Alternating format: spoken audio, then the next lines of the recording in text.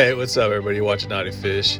I am actually putting my bass fishing aside right now to do some inshore fishing here in Hampton, Virginia. As you can see, water on this side of the bridge is calm, and then it's going to turn into a little choppy. There it is. Get a little choppy. It's a new spot, new area. Got here by recommendation, linking up with my good buddy Sean Moore. There he is, Mr. Wacky River King, putting his efforts to some croakers, reds, and other inshore fish. All right, so I just cut off all my bass rig setups, and right now I took 3 rods out, and I'm about to show you how I rig up for inshore fishing. We're going to take this 2-ounce sinker right here. We're doing it with a little heavier weight because the current and wind's really strong. Normally I go a little lighter depending on what rods and stuff I'm using, but I'm using kind of like medium light tackle, so I don't want to go too heavy with all these equipment. But ideally, if I was going for bigger fish, I would go with even heavier weight. But 2 ounce was, I think, pretty much my max for my my rod setup. So I'm using bass rods / trout rods. All right, I'm doing Diego knot. I just spun it six times, took that tag in or the leader line in, and I went up to that loop and pulled it tight. That was it. That was it. Rewatch that a little bit if you need to, but that's it. So Diego knot is one of my favorite knots to use. Simple, easy, quick as a kayak angler. Good to have retractable scissors hooked up to my kayak. It makes it really simple so I don't lose my scissors. That's it. All right, so I did not put the hook on. I'm gonna show you how I do that. There's 2 different ways I do it. I'm gonna show you the one, how I do the drop loop, and then later I'm gonna show you what it looks like to have a fish finder rig, which is basically kind of like something that slides up and down your line, allowing your hook to be free.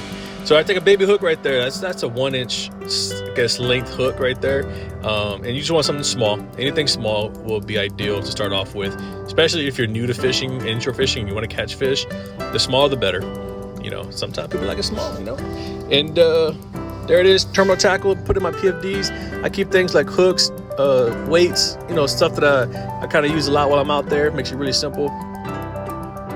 Again, using saltwater stuff. You don't want to use freshwater stuff, especially out here, because it'll corrode and get all nasty. All right, we're gonna do a drop loop right here. We're gonna take this, we're gonna spin it kind of just in half, and then it's gonna form a double line next to one side right there. One side has 2 lines next to it, and one has single. You're gonna take those 2 doubles, and you're gonna spin it about 6 times. All right, 1, 2, 3, 6, and then when you get those 6, you're gonna open up the 2, take them single and put through. That right there is gonna basically pull it tight, and it's gonna form a knot on both ends of that loop. That's it. So now you got about 2 or 3 inch loop ready to roll to put a hook on. Now you wonder how you put on a hook when there's no opening. But you're gonna squeeze that knot really tight, get a little pinch on that, and slide that knot through the hook. And then once it goes through the hook or the little eyelet, then you're gonna take the opening of that loop and run it through the tip of the hook. So there you go.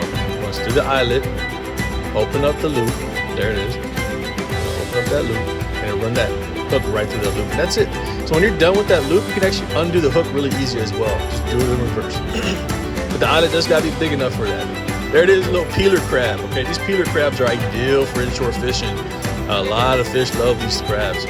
Now, for those that don't like killing things, there's other ways you can fish by artificials. They have scented things that have the scent as a peeler crab. Today I went with the live bait. Even though I don't like killing them, it just sometimes makes for bigger catches, you know. So sadly, sometimes you want the big fish, you gotta go with the live stuff. So gotta do this sad deed here. Alrighty, ended up cutting this into 4 basically halves. Best ideal way to hook up these peeler crabs is through the I guess like the shoulder / elbow of the crab body.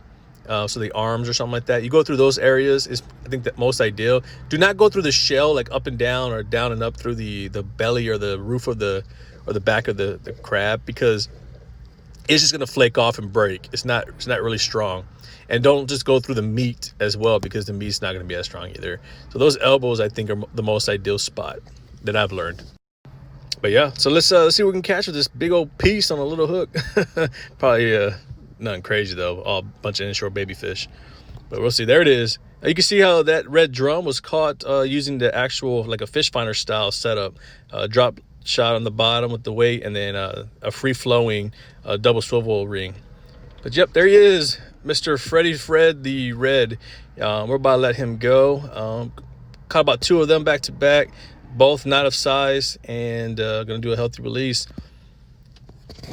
Gotta love these reds. But not the size we want. We want some big ones. There he is, Mr. Rocky River King, out there playing the roller coaster of the chop.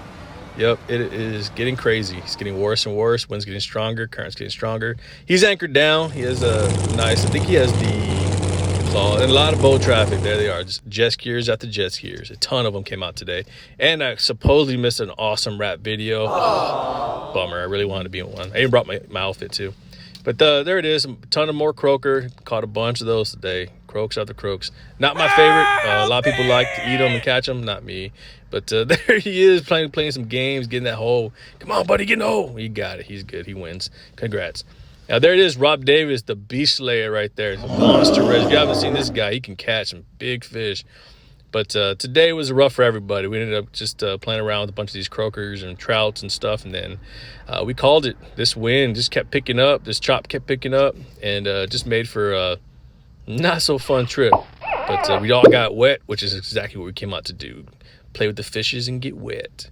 But that's it. We're all we're wrapping up.